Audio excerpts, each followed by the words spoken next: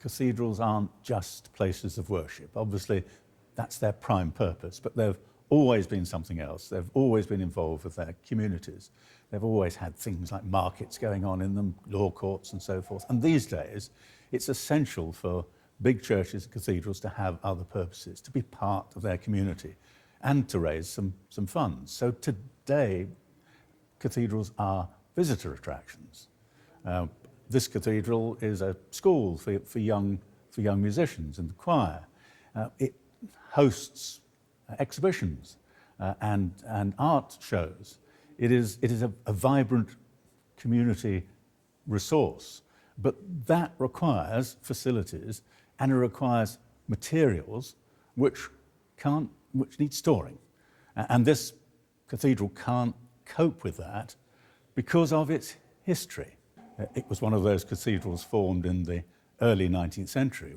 Now, most of those new cathedrals formed at that time have, between then and now, had extensions built. So they have places to put the tables and chairs and so forth. Ripon Cathedral doesn't.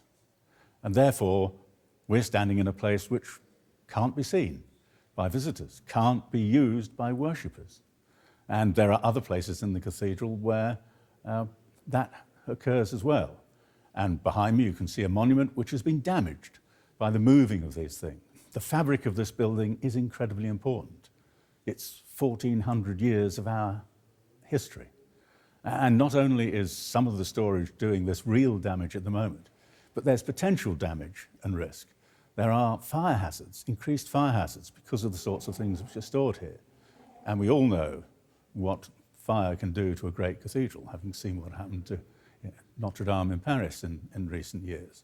So it is vital that something is done to move this material out of the church and to provide the facilities which are needed. It's up to us to try and ensure that this cathedral has a good future. And to do that, we need new facilities.